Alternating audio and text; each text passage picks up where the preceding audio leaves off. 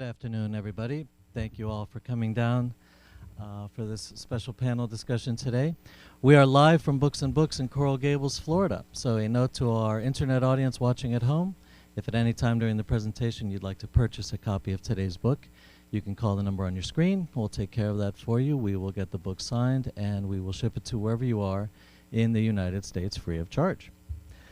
This afternoon, Books and Books is very happy to welcome back Ms. Joan E. Childs, presenting this panel discussion entitled, You Are Not Alone, 4 Perspectives to Cope with Mental Illness.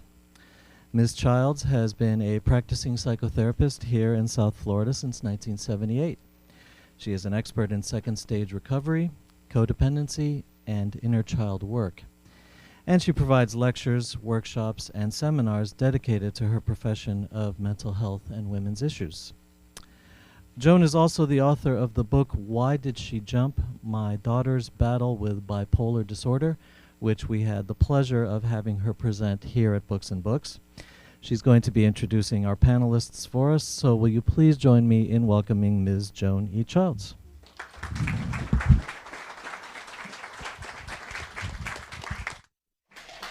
Thank you all for coming, especially since we're competing with a dolphin game and a marlin game. And fortunately, we had the cooperation of the weather. So I really am happy to see all of you, some old, some new friends, some colleagues, and some clients. About a little over 2 months ago, July 9th, on a very, very rainy night, I came to do my first book signing and presentation at Books and Books. I was a little overwhelmed because I didn't realize there was such a huge amount of interest in the subject of mental illness, particularly that we're going to cover today, bipolar disorder and suicide. So I think Books and Books was a little astounded also, and we realized maybe the timing, maybe this was the time the universe wanted it to come out of the shadows and out of the stigma that it's had all this time with Robin Williams' recent suicide. And the Miami Herald was kind enough the day before to write a beautiful feature article about my book and what I was trying to do as part of a mission of my life. It was 16 years ago that my daughter Pam, at the age of 34, a PhD clinical psychologist and a licensed clinical social worker, leaped to her death from her father's 15-story window. The reaction, how we all coped with it, my daughters, my sons, her father, my ex-husband, myself, forced me through some kind of muse that I couldn't control. I was just compelled to get up every night because grievers are nocturnal. And I was forced to go to the computer not knowing that I was going to be writing a book. All I was doing was having this personal catharsis. From that came the book. The book being so personal, I didn't really think that it would be something that would be published, so I self-published it. At that time it was called Why Did She Jump? An Angel to Remember. And again, the universe, I always say to my clients and my family members that when a person decides to commit, somehow the universe cooperates. So what happened was somebody way out in California, unbeknownst to me, was looking to make a film about Rodney Dangerfield. And they were looking some information up, some research on Google on his deceased wife, whose name happens to be Joan Childs. So when you self-publish, you automatically get on Amazon. When she saw the book and her daughter was having the same problem, she called me up and she said, I want to make a movie out of your book. It was astonishing. I couldn't even believe what I heard. So that brings us to today. Health Communications, who's the publisher in Deerfield Beach, Florida, took it upon themselves to publish the book. It was released on June 16th, and I began here. Actually, I was at Nova University as well with the Mental Health Association. With the reception that we got, I was asked to create a continuum of something that would bring to the community resources, information, education, in order to get this cloak of shame that I talk about and the stigma attached to mental health out. And the only way that I knew about doing that was to expose it, to let it come out of the woodwork, and to hear about how many people need to hear about this. On that particular night, I asked the question I'm going to ask all of you. How many of you know somebody, or maybe knows somebody who knows somebody, or has somebody in your family who has mental illness? Raise your hands. I want you to look around. This is what we need to address, and this is why we are all here. I'm delighted with the panel. I'm going to introduce them to you. Dr. Christopher Lariche, who is a psychiatrist, an addictionologist, and a therapist, and the medical director of Lucida Treatment Center in Lantana, Florida. I'm very happy that you'll be here, and he will be talking about the psychiatric orientation or part of how do you treat bipolar disorder. And remember, bipolar disorder is now on a spectrum of bipolar 1 and bipolar 2. He will talk more about that. Used to be called manic depressive disease. My other panel member is Cindy. She is a volunteer patient, and she's one of the most courageous people that are up here right now, because she is offering to expose herself and what she's been dealing with under the direction of Dr. Lariche, who is going to interview her as if this was a real session, so you can see in vivo what it looks like. Is that correct? Okay. Then I have a psychologist, a good friend of mine, and clinical psychologist, and an analyst, Dr. Susan Furman, who is going to talk about the therapeutic approaches to the illness. And then I have my two lovely daughters, Erica Cohane, also an LCSW, and my other daughter, Monica Glassman, who is a very well-known, very well-respected, and some of you must know her, hairdresser in Miami Beach. And these are two of my 5 children. My first one, you know, I lost through the bipolar 1. I don't like to say I lost her through suicide, because I think the disease was her executioner, not her. It was not her free choice. So without further ado, I'm going to introduce you again to Dr. Lariche, and I think there's a microphone that you have to take, and he will work this through. This is very spontaneous. We're going to ask you to hold your questions till we complete the panel. And then when we are ready for them, raise your hand and we'll take your questions, and we will discuss whatever it is that's on your mind. So let's go for it.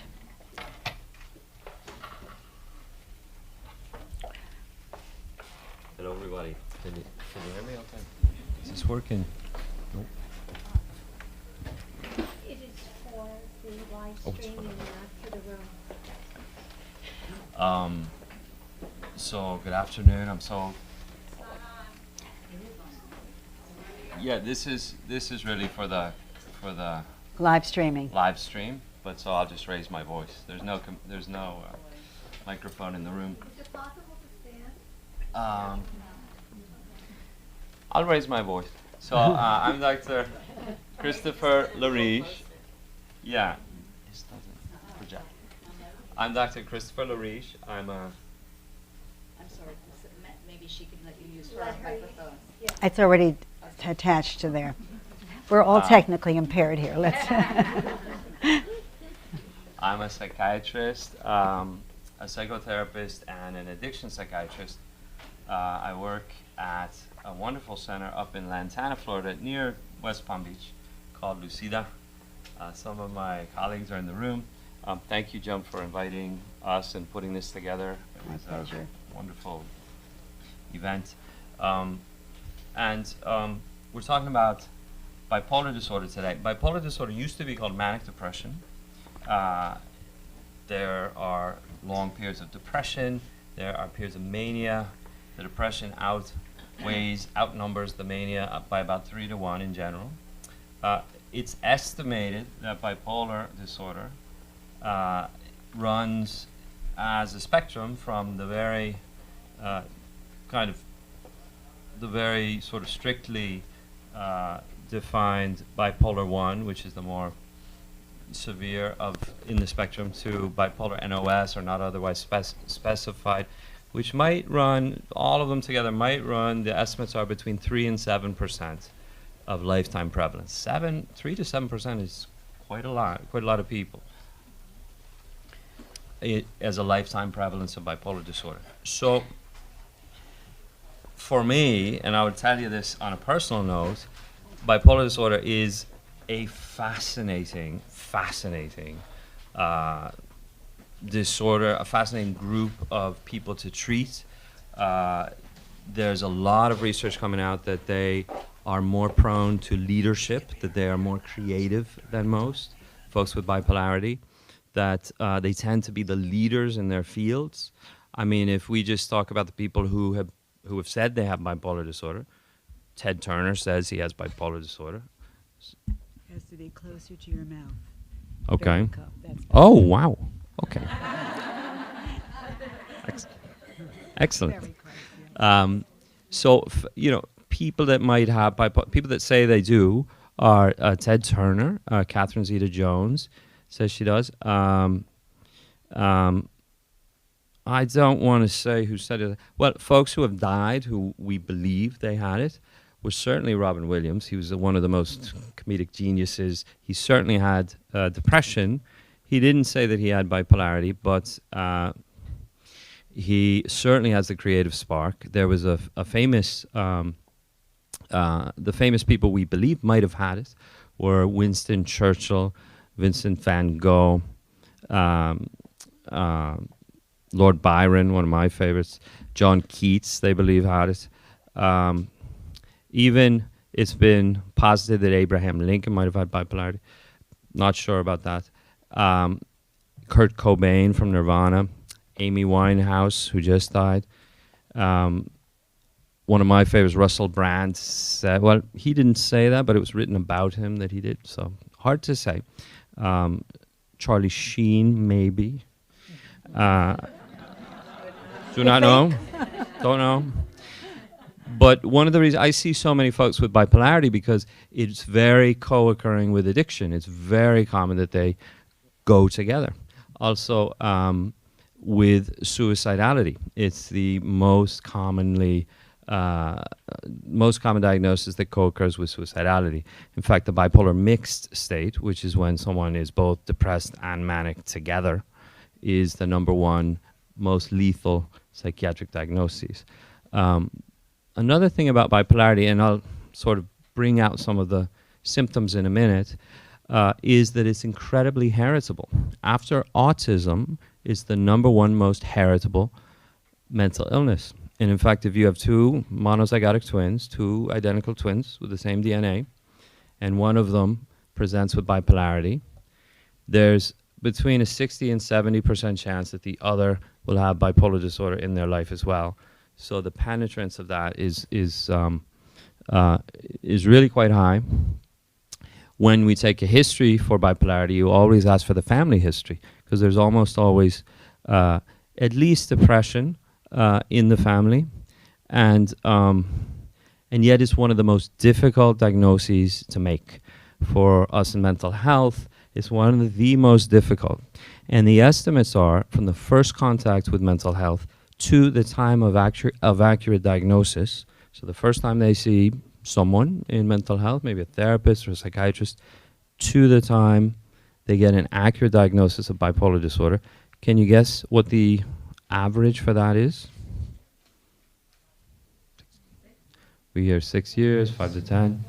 Yeah, the estimates are between 8 to 10 years is the average time for a correct diagnosis. In other words, they've been to a bunch of different providers, or maybe with one provider, and often that doctor, therapist, social worker doesn't get it right, or they might go to an emergency room, see the on-call physician there, they end up in a lot of emergency rooms, but it's very difficult to get right. It's a very difficult diagnosis to get right, and yet this is between 3 to 7% of our population, and we're not getting it right.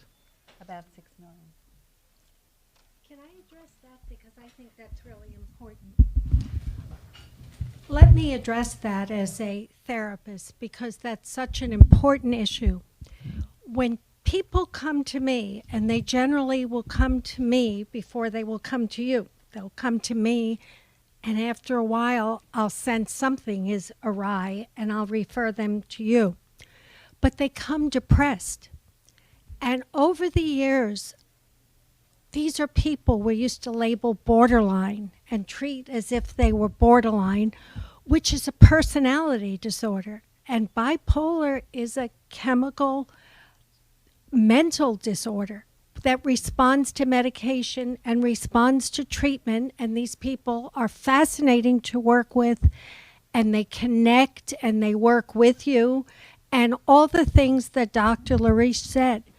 But over the years, I've learned through experience and long time from presentation to diagnosis to ask the right questions. Because when people come depressed, you don't ask if 15 years before they were acting out sexually, or take maybe a real good drug and alcohol history. But I just wanted to throw that in because I think that's crucial. Yeah, it's key, and it goes to the heart of part of the problem, which is it's so hard for our clinicians to identify it. You know, it's really tough. I just want to add one word to that. I have my the comorbidity factor, that it mimics so many other mental illnesses, mental disorders, that it's very hard to get a differential diagnosis. Yeah, it is. If you think about the depressive episodes outnumber the manic episodes by about 3 to 1 in bipolar 1 disorder. Generally, in the manic episode, they don't want to see a doctor because they're feeling too good. And there are only 2 illnesses that I know of where a patient enjoys the illness so much that they don't want to get treatment, and that is mania and active addiction. They don't want to do it. So perhaps we should move to actually sort of an example of what questions I might ask to get to the heart of a bipolarity. So usually a patient presents, they might have, again, they usually present with some depressive symptoms, and there are a bunch of different the course of an illness. So the course of illness and mental health, you sort of begin at the first onset of the symptoms of this episode, but you also go back to the very beginning of when the onset happened. And in bipolarity, the onset generally happens in sometime before 19. About 65% of the patients before the age of 19 have their first symptoms, and about 30% before the age of 14. So it happens earlier in life, and whereas major depression, which is not manic depression, it's just major depression, tends to happen 30 and above. So it happens sort of later in life. And another thing about bipolarity is it happens with an equal prevalence in men and women. So 1-to-1, men to women, across cultures, across languages, across societies. And in major depression, it's 3-to-1, women to men. So major depression is much more common in women, and bipolarity is really even. Now again, so bipolar disorder is characterized by a manic episode, which is really, you know, and I've come to, I had a very humbling experience with a brilliant friend of mine who started to tell me about the internal subjective experience of this incredible creative surge that she had. She's an artist, conceptual artist, gallerist, and she started creating. She started sleeping less. Her mind was teeming with ideas, just flooded with ideas. In fact, she didn't want to sleep because she wanted to stay awake for these ideas which were coming in. This is she and I were hanging out in cafes there in Wynwood, and just talking over several days, and slowly this built together this picture. And she started to see patterns unfold, patterns both financially, politically, in the art world. She's an artist. And she could see things happen before they happened. And she started to take action on these and predict them. She totally changed the face of art in her country. within a very short period of time, less than 6 months, she had opened 100 galleries, 100 new galleries, producing new artists, had the president of her country come to her gallery, had people flying in. A very famous film director from this country flew in to see her gallery. And this was all during this time of around 6 months of incredible activity. And she knew that what she envisioned would happen. She did it again and again and again. And it was really one of the most extraordinary experiences I've had as a psychiatrist, because I realized slowly, wow. She got to a point where she said she felt she was in communion with really the greatest minds in history, and she was just exchanging ideas with them, and that her mind was not her mind, it was just mind, and it was connected to everything. And I said, this is actually absolutely the most sublime thing I've ever heard. And I realized, yes, perhaps you could put a label on this and call it, bipolar disorder, but it was so much greater than that. I mean, it was absolutely transcendent. And it was then I really started to question my own understanding of it as a disease label. And I thought, well, wow, these are people who are just the geniuses, really the geniuses of our society. A study just came out last month that people with bipolarity and their first-degree siblings have much higher leadership qualities than other people. And this is true. We see it again and again. And I began to really envy my friends with bipolar disorder. I said, wow, how do you do it? I mean, not how do you do it, but I just envied their mind. I mean, it was incredible. But one of the things I said again and again is, yes, your mind is transcendent. It is of another order, absolutely. And yet, your body is, unfortunately, a physical body. And you have to do boring things to a physical body, like feed it, let it sleep, exercise it, wash it, again, put it to sleep, because folks with bipolarity don't want to let their body sleep. And it's kind of boring. You have to take care of this body while this mind is just absolutely transcendent.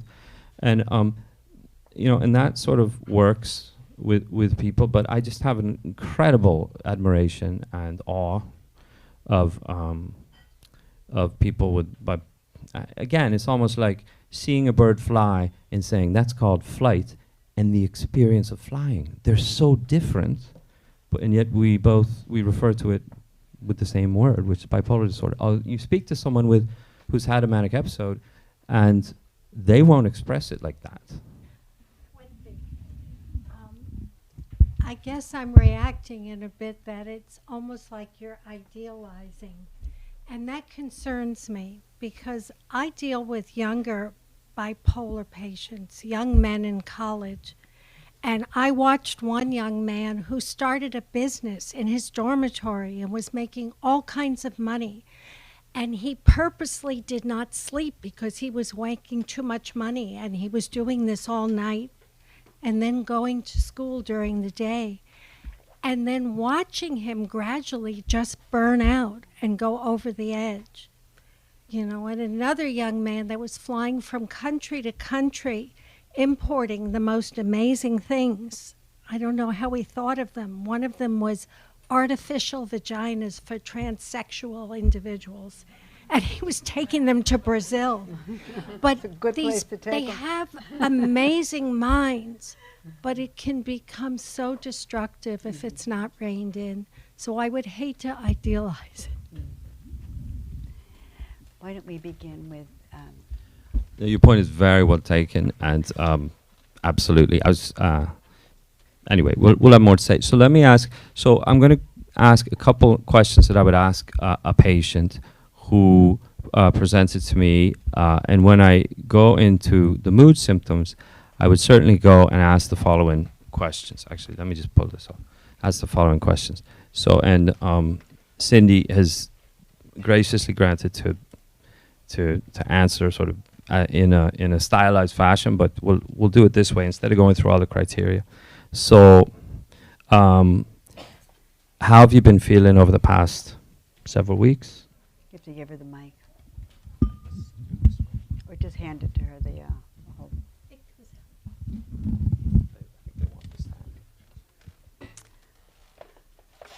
The past few weeks, I've been pretty low on the totem pole, feeling hopeless and depressed with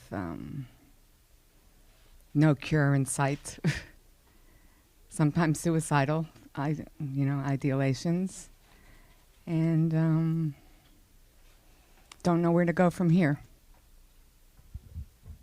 And so when you say depressed, a lot of people use that word, but what is that for you? What do you experience? What?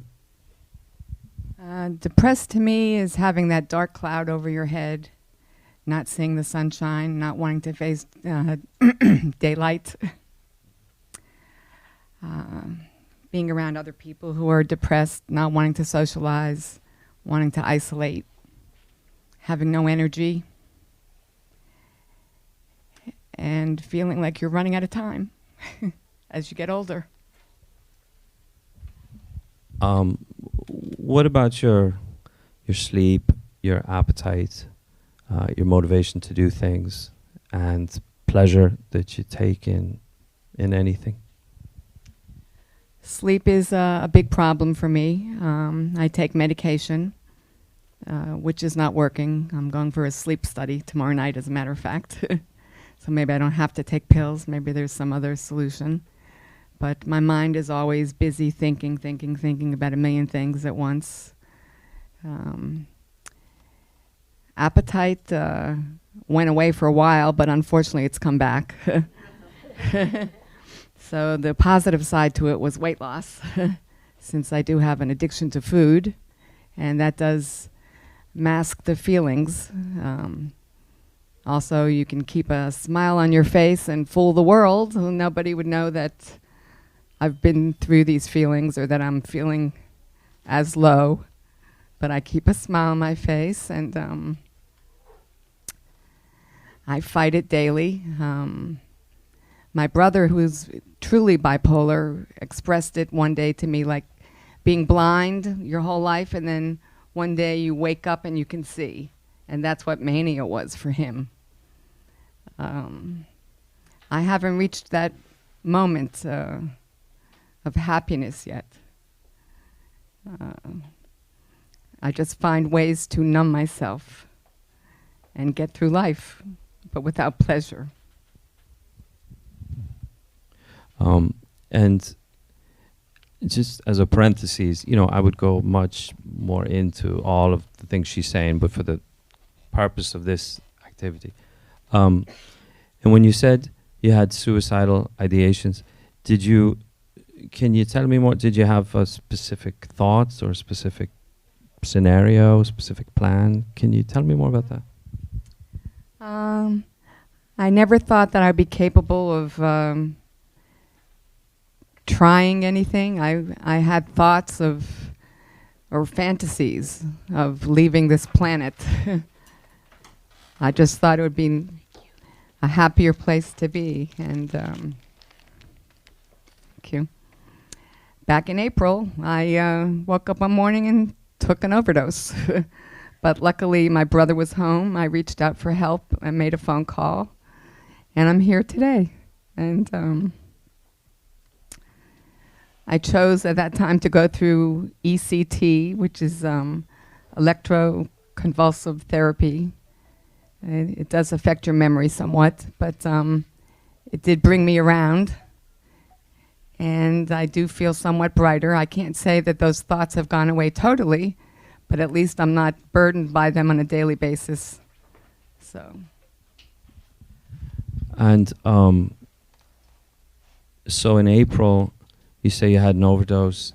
Now, can you tell me, leading up to the overdose, is this something that was sort of a spur of the moment decision for you, that you started to feel so bad that you said, okay, I have to just take something or do something? Or was it something that you spent a long time kind of thinking about and leading up to, and you drove somewhere else where no one could find you? And can you tell me just more of the details? I had been hinting around for a little while as a joke, oh, maybe I'll just take some pills and get it over with. And I do live with my brother at the present moment. Work was becoming very difficult for me. The computer was very taxing. I had had an accident at work the year before, and it just seemed like the bills were gathering up, and whichever way I turned, there was physical pain, emotional pain, hopelessness, financial difficulties. I just didn't see my way out. And many times I would look at the pills and fantasize about taking them. I would actually pour them all out into my hand and then put them back in the bottle and not do anything. And I had done that prior. And then this one morning, I just had enough. And I was hoping to end the pain. And when you realized that you'd survived the episode, what was your reaction? Going through the ECT, I did not recall how serious I was. My girlfriend Ilana, who's in the audience, told me she was so scared that she had lost me. My boyfriend Elliot witnessed, but I myself really don't remember how really bad it was. Still being around, it took a lot of work to get from the hospital bed back home through the remaining ECTs, a couple more weeks at home, being led around, like, you can't drive, you forget that you saw this movie a month ago or went to dinner with this person. You feel very unstable. I don't know if I could actually say that I'm disappointed that I didn't succeed. I don't think I am, because I'm here today, so I guess there is a big part of me that loves life and wants to live, but it's just a daily battle that wears you down. And why would you not try it again? What keeps you alive?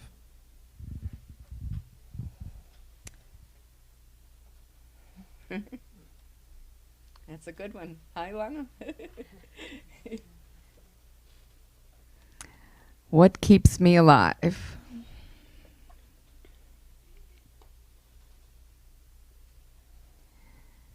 I couldn't tell you honestly that 100% I wouldn't try it again, to be honest.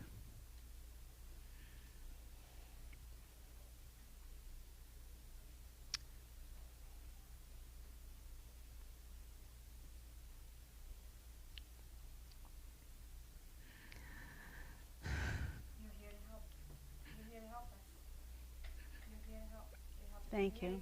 That's what I was thinking too. I mean, the reason to live is to make the world a better place. That's why I'm here today. That's clearly why you're here today. That's why I'm here today. Say Great what- say it. pleasure in knowing that. You find joy in knowing that you can help others in this room. I wanted to say it, so I'm glad you said it. Say it. I mean, my heart goes out to so many people who suffer. And, And being willing to talk about it yep. is the only way it's ever going to be fixed. I have it in my family. I lost 2 first cousins to suicide. I have friends who suffer from it. I have the biggest heart for other people, but when it comes to myself, I seem to be my worst critic, and I'm very hard on myself. Keep you alive by being here. And it was difficult, You're but wanting to be alive because you're going to represent and you're going to change the world. I'd love and make it to. a better place. so I have to stay here.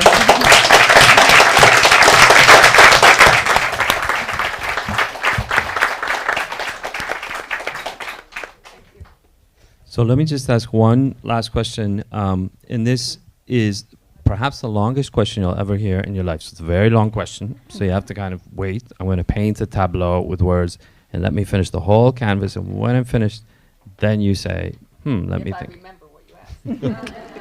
Okay, so the question is this.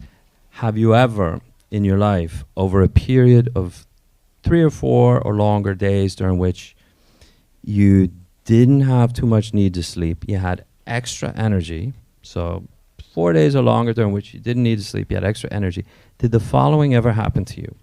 You felt on top of the world, possessed by this sense of destiny, as if normal rules didn't apply to you, and your mind was racing, and you were distracted and more outgoing than usual, and you were doing lots of impulsive things, like spending lots of money, driving really fast, starting lots of projects, lots of new projects, maybe having more sex than usual, getting into arguments or new situations, and other people noticed a change in you. They noticed this was different, and all of this happened over a period of 4 days or longer with less need for sleep and more energy. I had tried a new medication a few years back called MSAM, the patch. And how I described that to my doctor at the time reminded me of the movie Awakening, where for the first time in my life, and I'm 59 now, and this was when I was maybe 50 or so, for the first time in my life I had feelings of happiness. Unfortunately, in the movie, it doesn't last long. And the spending. The spending, I would be busy running from place to place, filling the void with buying things. I'd be up at night, I did have racing thoughts. I can't say that it was a truly manic episode because I have lived around that with my brother. So where he's bought 4 cars in a matter of 2 days, he connects with the beyond. I don't know that I've ever communicated with, them. So can't say I'm not a true bipolar. I don't even know where the line is. But as far as manic episodes like that, where I run for 4 days with no sleep, no eating, sweating, but talking, I remember he was talking so quickly once that he stopped talking and he took my lipstick and would write words on the mirror because his brain couldn't keep up, or his mouth couldn't keep up with his brain. So that I have not experienced. But the hyperness, the talking quickly, the running around, the spending, the eating, the nonstop mental thinking about a million things, so therefore I can't sleep at night, that I've experienced. So just for the purposes, first of all, thank you. Thank you so much. Great.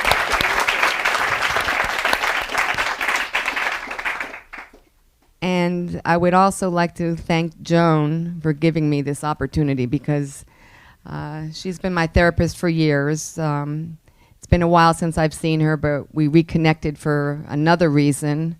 And then all of a sudden, this happened. So she has saved my life in the past. And through her love and guidance, continues to do that. So I need to say thank you to Joan.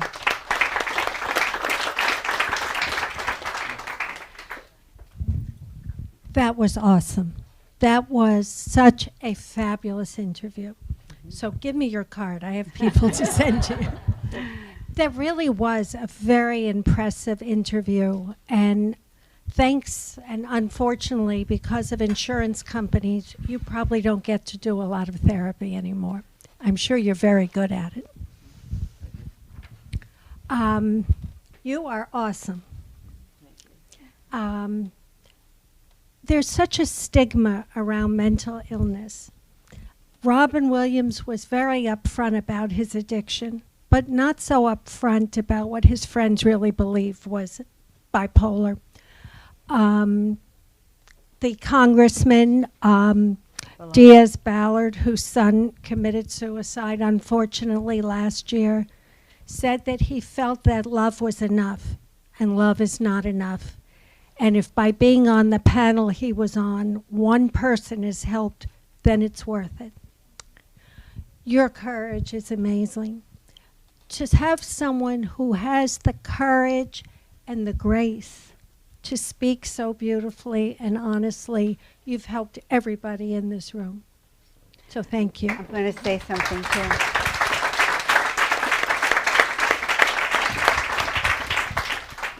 And this is the point to which you would be sent to me. And I would be so glad you came. And I would say it sounds like you've been hopeless. You've been through so much. The struggle has been depleting. And tell me more about it. And help you to see how that depression has impacted your relationships, the way you see the world, and just in a way tainted your vision, and how you are so capable of a rebirth. And I would want that for you. Thank you. Before we pass that to my daughters, who are the representative of the family members, they are the sisters of their sister whose life was who lost her life, as I said, 16 years ago. I just wanted to give you some just general statistics about what Cindy was expressing, and you saw the affect that she was in. And thank you for honoring her honesty and for being so real, because there's a lot of people here you don't know. And when Cindy was the fourth person I asked to be the representative of the patient. It's very hard to do this because if this is going to be live streamed, so there's going to be all over the world people seeing this, and she put herself right out there. You probably did more good today than a lot of people will go for years for therapy, because you exemplify, you embrace the shame. And by embracing the shame, you are healing, you are a representative of healing. I want to tell you that over 1 million people a year attempt suicide. 1 million people. 40,000 make it. 40,000 people a year commit suicide. There are more suicides than there are homicides, motor vehicle accidents, and drug deaths. More than that. More men than women, although 4 times more women will try, but more men make it. The ages, it's the 10th leading cause of death in the United States, and the 2nd leading cause of death between the ages of 15 to 24. Every 13 minutes, somebody is committing suicide in this country. And there are 22 vets a day that commit suicide. So this is as big a problem as cancer, heart disease, strokes, all of the medical illnesses that can happen. This is a brain disease. So we need to bring it out of the woodwork. We need to look at it. It can happen to anyone, and it has. Robin Williams is a perfect example of having money, having fame, having love. And like you said, Susan, love alone is not enough, doesn't cure this illness. So I just wanted you to have a few statistics to see how important this is, and this is why all of us, my daughters, all of us are here today. My daughter, Monica, has asked me to not speak. She doesn't want to speak because it frightens her to be in public speaking like a lot of people, but I can tell you she has a lot to say. But she said she'll speak if you ask her a question. My daughter, Erica, I mean, this is not my profession. It's all of your profession. it's your life, it's your I experience. experienced the loss of my You don't need a sister, which, profession. you know, is so of course my sister hands it to me. So I'm here to answer any questions from if you guys have experienced a family member, you know, who lost a family member or is experiencing watching their illness and not being able to help them and what you can do. My story is not a pretty story. My sister died. But if I could be helpful in any way from what I've learned from her illness, what I would have done differently today if I would have known what it would do to her, then I will be as helpful as I can to answer those questions for you. What would you have done differently? What would I do? One of the first things I think I would have done, knowing that it would take her life, is take her out of a city that is full of darkness away. I would have probably moved her to a place of a simple lifestyle. Because I think the energy that is in a big city is too much, too many obstacles that get in the way of the self and spiritual growth. And they're not able to see past that. They're just, their reality is so real, even though you think they may be, the reality is very different. And even though we think that it's, I don't want to say crazy, because they're not Yes, crazy, is a but good word. Their reality. it is their reality. And speaking of what your brother saw beyond, my sister saw that. She predicted 9/11. She saw things every day. She would pray to me that she felt like Satan was going to take her life. And every day I would hold her and tell her, look, you're here another day. He didn't take your life. He's not taking it. But it didn't matter, because every day she felt he was going to take her life. He felt that he tainted her medication that I had to make her take every day towards the end of the last 3 months of her illness. So the more awareness I got, when I would go to North Carolina, it's a very simple place to live where people are kind. You look at the beautiful mountains and the beautiful flowers, and you walk into an antique shop and you see somebody who's flighty and a little bit kooky, but she's living a normal life, and she is working a normal job, and she's helping people, and she's doing what she loves, and she's not surrounded by darkness. She's surrounded by light and love.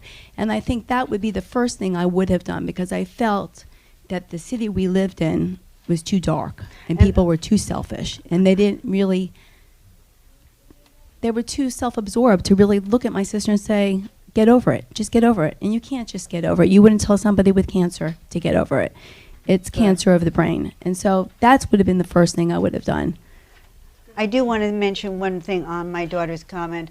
My daughter was a PhD clinical social worker and worked for the John Bradshaw Center in California, and saw nothing but trauma.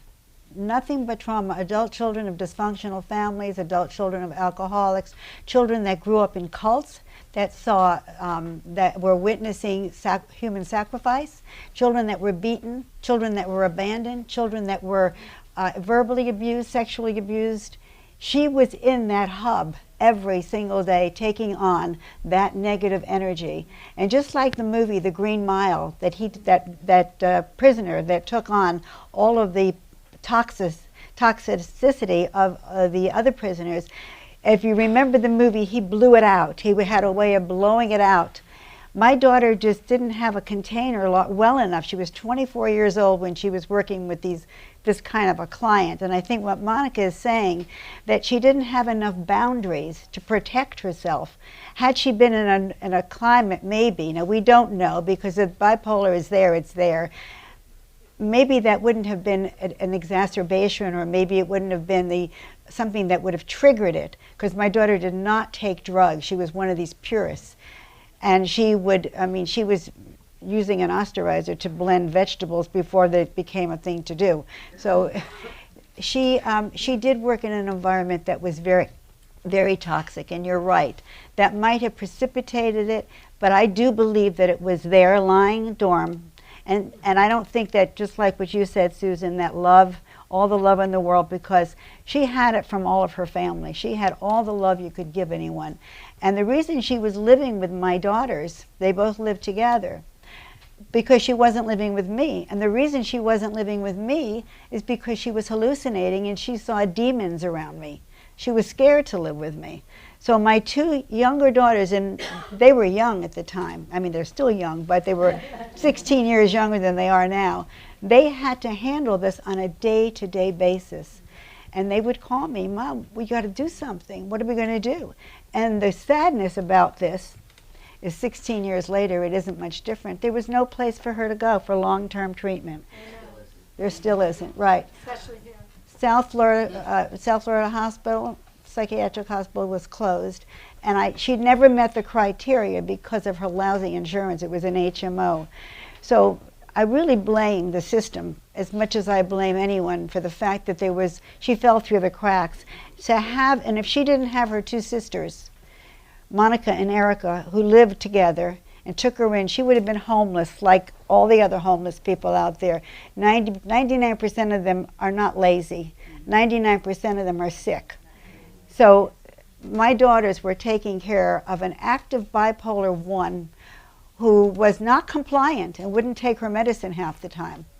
And these were the 2 girls that had to live with that because there was no place to put her. I And was that's the very truth. angry that I had to force my sister to take that medicine. She cried, and I should have not been the one to make her take that medicine. But she looked at me for safety and security, and I got angry at both my parents because they really should have been the ones that were doing this, not me. She was the younger of the 2, so of course I'm always the caretaker in the family, so I took that role over. But I didn't know how to help her. I used to pray to God every night. Is this her life? Is it ever going to change? Is she ever going to get better? So there's a part of me that there's such sadness that she's gone, but she's no longer suffering. And she is that angel above looking over us. And hopefully her passing will help other people heal from their illnesses. And that's what my mom's whole book is about, in trying to better the world that we live in today. So Again, your being here to tell us about it is also healing. that's why I'm she's here. My brothers are not, they wouldn't, but we are. So we speak for them too. You want to say something? I'm not really sure that there's much more I can say. I have a question. Or a statement, actually. My name is Lenny Diana, and I have a daughter who is probably more bipolar than schizophrenia that everybody analyzes her as. So she flies to Amsterdam, drives to Mexico. A schizophrenic can't do that. But your mother said there's no place for them to go. And we have been realizing that, especially in Miami-Dade County, Carla, who is sitting up front, and both of us are together. We started a place called King Club House. Hi, Marilyn. So we, 7 mothers, started a place called King Club House for people with bipolar and schizophrenia to go during daytime, spend the day with others where they're not judged, and they learn how to work. But they still don't have a place to live. So I would take this opportunity to say that you're so right. And I wish, because staying home, as you said, mom is not the place to stay. And I just started housing for mentally ill 4 months back. And I'm having a hard time developing it. But that's what we need, more of independent housing where they can live without stress and protected. Erica, why don't you say a few words about your experience with Pam being Erica is the 4th of my 5 children. And there was a time that I was divorced when I was really unavailable to my 5 children. In all seriousness, I abandoned them because I had to go to work. And I was very dependent on each of them helping one another. And they referred to Pam as the engine of the train. And she sort of became a surrogate mother to replace my absence. My absence wasn't playing tennis or bridge. I had to help put a roof over my kids' head. But in reality, they were kids, so they didn't see mom. I wasn't there. That was their reality. Now, as adults, they could put the picture together. But they suffered tremendously because there were 5 of them, and I was gone. I was trying to, they didn't know about Florida Power and Light and about a mortgage, but somebody had to keep that roof going. So there was a lot of anger, as like you heard, my daughter said she thought it was the mother and father's job to take care of this sick child, and she's right, 100% right. We did the best that we could do with the resources that we had. And I just want to say this, that I was in California last week at the Beverly Hills Library, and I did the same sort of thing with a different panel. And a gentleman stood up at the end and asked this question. He said to me, he said, this question is for you, Joan. Did you ever think that you may have been the cause of your daughter's suicide? Everybody gasped just like you did. And did you ever think that maybe you were perhaps responsible for her illness? It took me a moment for the heat to go away because I wanted to be a professional and answer it right. And I said, there isn't a mother or perhaps a father who's lost a child who didn't think that they might have done something that may have been responsible or irresponsible that could have in some way caused or if they had done something different, may not have caused. The what ifs, what if I did this, what if I didn't do this, it came in every day of my life. I saw the picture, the video of my daughter jumping out of her father's apartment every single minute.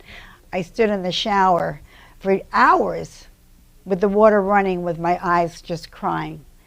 But I don't think there's a parent alive who lost a kid, whether it was for suicide, whether it was murder, whether it was cancer, that doesn't think they could have done something. But no, I do not blame myself for her death or her disease.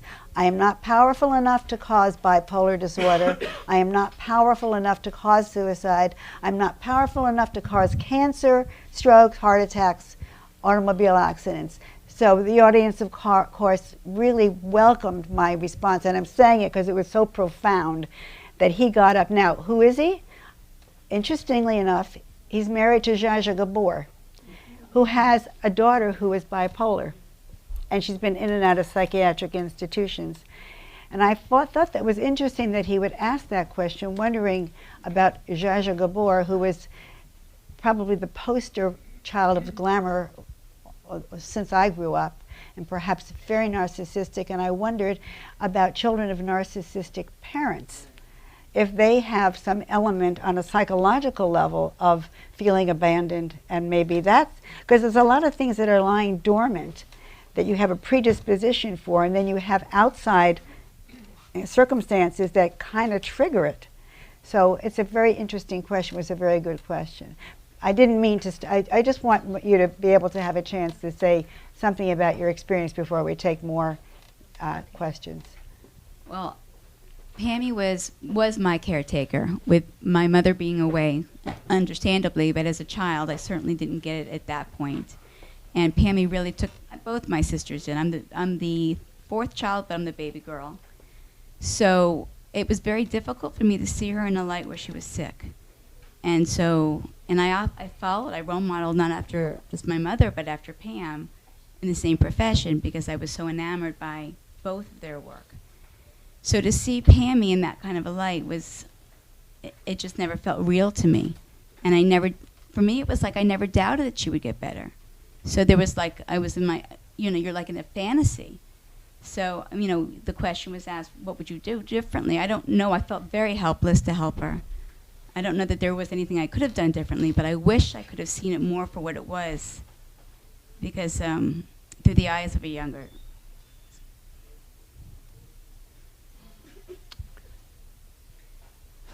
There's not a day that goes by that I don't think of my daughter. Not a day. Am I grieving anymore? No. Am I mourning? No. I've passed it 16 years, but there's not a day that I don't think of my little girl and what she did to help me, and the times that were my trials and tribulations. And part of the reason I'm doing this today, and part of the reason I asked my daughters, is because I want to keep her, I want to give meaning to her life and to her death. And it's a way for her in her death, where she's sitting in the kingdom of heaven, I think, to help, to continue the help through me. I feel like she was the one that pushed me to the computer. And I heard her say in my voice, in my head, just keep writing, Mom, just keep writing. It doesn't matter, just keep writing. I was journaling. So this is the reason we're all here. This is the reason that Elements Behavioral Health and Lucida is here, because they have a wonderful treatment program in Lantana that has a track for trauma. Not only trauma, but I'll let you say any more that you want to say about it. I just wanted to give my daughters a chance, even 16 years later, when she thinks of Pammy. And there are some people in the audience right now that knew my daughter, and there are tears in their eyes, because she was an angel, a real angel. And I believe that I gave birth to an angel. I just think it's a universal experience to feel, to be in an experience where you have somebody you love and to watch them go through. I mean, I saw Pammy go from, being the PhD and this wonderful, amazing, powerful therapist, because I did a group with her, to becoming a child who lost herself. And, shortly before she passed away, just seeing her diminish in that way was extremely difficult for me. And so it's I just really connect with the idea of that not being able to do anything to help her. So I'm, of course, grateful that this exists and that you're doing this. And I do feel that Pammy continues to to do her work through you and through me. I feel I'm doing a lot of work with regards to healing work, and I feel like my sister's behind that. So there is a message here, and I'm grateful for all of you for coming, and so grateful to you for sharing your story. Thank you. Let me just say also that this live streaming may go off at 5 o'clock. So if it does, it's still on. Okay, they're just live streaming for an hour. But we're going to continue to take your questions and discuss this very important subject. I'd like to talk about family therapy, because for everyone who has an illness, there are 7 people involved. And you can see how it's impacted a whole family. And one of the things that I truly believe in is working with families, with or without the person who is sick, to really help them communicate the way these people communicate. It's hard to be honest about your feelings. And it's hard to say you're mad at your mother or you're mad at your father. And it's crucial. And there's so much that can be done in a group, working with families, that heals so much and heals damage from years and years and years back. So it's a really, really powerful tool. If you have a question, please ask who you'd like to ask it to, because we have to pass the mic around. Okay. This gentleman. Doesn't matter. Okay. We ask you first. Okay. Especially to the lady that said that she had it in the family. The question is, You, Cindy. to you, whether there is evidence about behavioral or genetic correlation between people like you and your other family members, whether it is genetic, DNA, or behavioral. And if there is such evidence, what can be done about it to ameliorate or deal with the problem effectively? Well, I know that there is a genetic connection. What I found out in my family, I don't know if it's true, but we have a set of great-grandparents that married that were first cousins. Now, I've asked people, therapists, doctors, if there's a relationship to the amount of mental illness in my family and that specific episode, and I have heard yes. But all of my first cousins have something going on. My sister is a recovering alcoholic who was in a coma for 4 months and almost died. My brother is presently starting ECT this week for depression, not leaving the house for 4 months. Because for the bipolar, there seems to be a lack of a middle ground. It's either you're high and you're manic or you're low and you're depressed. And we're always fearful that when he's getting better, we're afraid he's going to go over to the other side. So it's kind of like a catch-22. It's almost like I feel more comfortable when he's home and sleeping all the time, which I hate to say that, and depressed, but it's better and safer than the mania. So as far as genetics, I've heard yes, definitely, and my family is a true example of that because it's everywhere.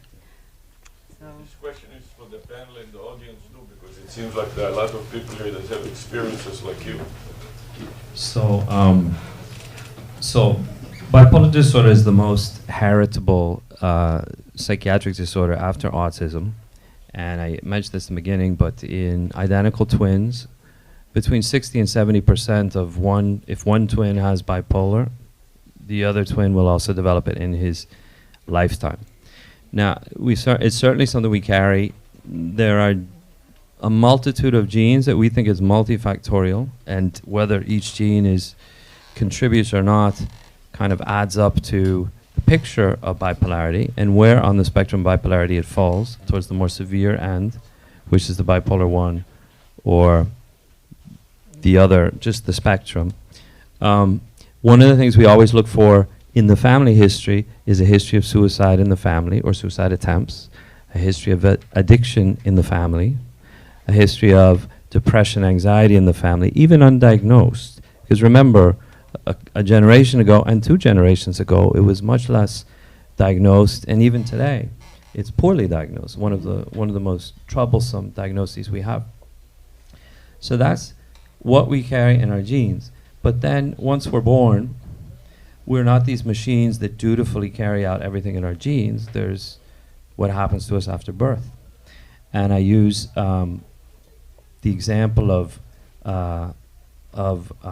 if you're born with very fair skin, freckles, red hair, you're more vulnerable to getting sunburned. But that doesn't mean you're going to get sunburned. You can do a lot of things to prevent getting sunburned. Stay out of the sun, put on sunblock, you can wear hats. Doesn't mean you will, but you are more vulnerable.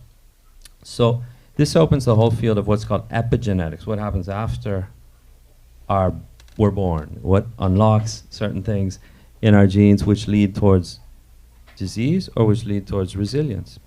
And so some of the things that we've seen in the early life, and we spend in our center, Lucida, we spend a lot of time looking at the early life of the person. And we take a very detailed early history or psychodevelopmental history. So what we've seen through really fantastic research, a lot of it was done at Emory University with a great crew out there at Emory, is that a bunch of different things, if they happen in early life, lead to changes, lasting changes in different systems in our body. So for example, early parental separation or separation of parents. One parents get divorced and one leaves, doesn't come back. Early parental separation or loss. Violence or abuse in the family, so if there's sexual, physical abuse. Neglect, neglect and deprivation, which really goes under considered. There's a lot of neglect. I had everything. My parents were great. They gave us everything. But did you feel loved? Did you have a sense of self-esteem? Well, we had everything, but yeah, they kind of left me there. So also deprivation or emotional neglect, violence or domestic violence in the household, untreated mental illness in the household, addiction in the household, incarceration. All these things add up to a diathesis or a picture of vulnerability later in life. And it causes vulnerability and changes which we can measure in your stress system, which is basically the cortisol system, the stress hormone system. We can test somebody who had early life adversity 20, 30, 40 years later. And we can take out the spinal fluid and measure their cortisol 20, 30, 40 years later. And we can see a difference between the two groups, one who had early trauma, one who did not have early trauma. The group with early trauma is much more susceptible to addiction, anxiety, and mood disorders, suicidality. There are wonderful studies now. I encourage you all to look at the ACE study, ACE study, and look at what they did. It's absolutely amazing. They have a wonderful, wonderful website, and it's they've started it in Kaiser Permanente in Southern California, and they replicated all over the United States and the world, basically looking at early trauma. The other thing that we see, and this just came out, is that in very early, now this really blew me away because it just came out several months ago, in victims of childhood sexual abuse, women who had childhood sexual abuse, years later, and I'm talking 20, 30, 40 years later, in the corresponding part of their cerebral, what's called the somatosensory cortex, or the part of the cortex that senses, I touch my arm, part of my somatosensory cortex lights up. In the genital part of the somatosensory cortex of someone who had abuse 20, 30 years ago, they have atrophy. They have a shrinking of their cortex. And we can measure this through cortical thickness, cortical thinning. And we've seen this across many brains. So there's something even in the architecture of the brain that responds and shuts down. We think it's a kind of gating mechanism, a kind of blocking, this is toxic stimulus, let's stop this and not have any more. And there's a shutdown of it. So even on the biological level, we know from the neuroendocrine level, which is the cortisol hormone, we know it from the biological level of measuring the cortex, but there are lasting sequelae to early life trauma, early life adversity as well. So it's genetic, it's what's called epigenetic, or what comes after just our genes. And then it's the environment in which you live as an adult. So I can go into nerd space, but I will cut it short. All that is so true. And what can we do about it? A lot of things we can't do anything about, but we can have early intervention. We can do everything we can for a healthy life, for nutrition, for stress management, for family communications, for personal growth and therapy. We can change the environment that this child and children are raised in so that they don't have one trauma after another. Because if a bipolar parent is raising a bipolar child, just think of how that attenuates what's going on. And yes. I didn't want to interrupt you. Not at all. Because I want to offer what you can do here and now. You especially, you and your brother, if you would join forces with us. Well, why don't we keep that? I'm going to for invite after, yeah, everyone and in the room to join forces with us, because we were 6 parents that started 7 years ago with $94. And we started 7 years ago researching what we could do. My peers, Marilyn, Lolita, we found a model that's working all over the world. It will help you and your brother if you'll come to us. Trust me. But we need all of you. We need all of you to get behind this model, not our little space, the model, and changing the way mental health care is delivered in Miami-Dade County, because it's virtually non-existent. There is no care. There is no continuum of care here in Miami-Dade County. This is a start. We've been open for 4 years.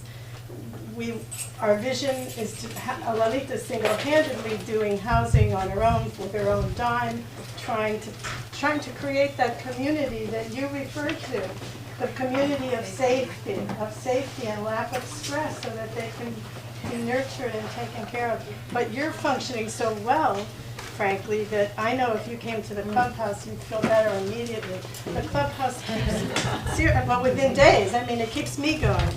Stand up so we can hear you. Could I just to follow up on the question of what we can still do, and I promise we'll make that happen in just a sec. So, excuse the excursion into nerd space. So back to what we do in treatment decisions. So there are so many things we can do in treatment decisions. One of the things we found is if there's early life trauma, these patients as adults respond much better to psychotherapy-heavy treatments than to medication treatments. And we know this from outcome measures. We now know we now know the reason why. And so a lot of the time we spend is looking carefully at the early life so that we can do a treatment plan that's based on the latest science, the latest things that we know. So what can you do for, very difficult bipolarity, for example? So, medication is an important piece, but it's certainly not all of the problem. There are medications for people who are very resistant to it that you can inject for a whole month, and they stay in your body for a whole month. So they really only go once, and they get medication for a month. But then there are other ones. There's a whole movement now of neuromodulation, which is stimulus to the brain, directed stimulus. And I have to say, ECT, which is electroconvulsive therapy, years ago, we had very little data about what it did. So what we would do is invoke a seizure in the whole brain, across the whole body, and there were good outcomes, but it was very kind of rough. It was a very rough illness. And now they have just one part of the brain and one side of the brain where they really focus it down. Yours might have been two-sided or one side. I'm not going to ask here, but very, very focused ECT, and it's by far the most effective of all the treatments. And with the few side effects. Now, one of the side effects is amnesia just around the time of the treatment. But there are others which are less invasive. There's one called there's one called RTMS, repetitive transcranial magnetic stimulation. So it's a little magnet, and they shoot it through a part of the skull, directing it directly at the correct spot where the intractable or treatment-resistant depression happens. There are other what's called neurostimulation approaches. These are the two that are that are really the most effective. The one I just told you about, the magnetic one, is called RTMS, was just approved by Medicare in New England, and you're going to see a lot of the RTMS pop up all around the United States because it's for 45 to 60 minutes a day in something like a dentist's chair for 5 days a week for 4 weeks, and you drive home after the treatment. So you go in, you stay there for 45, 60 minutes, you drive home. So the side effects are very minimal, and it's for treatment-resistant depression. So there are many, now these are just the medical and biological ones. Then, we've heard about the milieu therapies, or the surrounding therapies, the family treatment, the lifestyle changes, including diet changes. There's even fish oil has been quite effective with bipolarity, but it was just found in association with prostate cancer. Fish oil just came out positively associated with prostate cancer, so we have to be careful. But there are many, many treatments coming out, and a lot of it is based on, number one, an accurate diagnosis. So that's very key. If we don't get that, we can't treat it. I think the accurate diagnosis is so important because a lot of things look like bipolar. And there's, of course, borderline, which has been confused for a long time. We didn't have a bipolar diagnosis 30 years ago. Unless you were severe bipolar 1, it slipped through the cracks. But ADHD can look like bipolar. And then you can treat the ADHD, and they're fine for a while, and then you're having problems. Well, why? It was misdiagnosed, or there was comorbidity. You can have ADHD and bipolar. Addictions. I mean, people self-medicate. Addictions not only can mask what you're looking at, they can trigger a manic or bipolar episode. So there's so much to look at, and it takes time. It's not an immediate diagnosis, unfortunately. Let's get her a question. Yeah, she doesn't need the mic. I was just wondering, what if you have a feeling that someone might be bipolar, but that person's not willing to go see anyone? You confronted them already, and they won't even hear it. But you see all the signs, you read up on it, and you really suspect that they have it, and you want to help. What can you do in that? So everyone hear the question? So so really it's the thin end of the wedge. So whatever works, whatever inroad will help. Often, it's not a psychiatrist. Often it's, the primary care doctor, the PCP, maybe offering to go visit their primary care doctor with them, or their psychotherapist who they go to once a week to talk about their life. Now, you have to assess how serious and how dangerous the person is too. If this person is acting out and has very high-risk behaviors and has multiple self-harm attempts, or is really actively hallucinating, which is psychosis, then you have to take some other methods, which are really, hey, I need to call emergency services because this is scary and this person's at risk of really harming themselves. So, but creating a relationship of care is really the first, a background of concern and care. And they have to know that you don't want to lock them up, you don't want to force them to do anything, you don't want to push them into anything, but that you have a background of concern and love, and you are there for them. And slowly, you can perhaps accompany them to some and give them enough psychoeducation so they can really begin to engage and see that these are treatable diseases. This is not 20, 30 years ago. People are sick of being out of commission. They want to get on with their lives. They generally see a doctor, see a therapist, want to get on with their lives and return to treatment, return to life. Excuse me.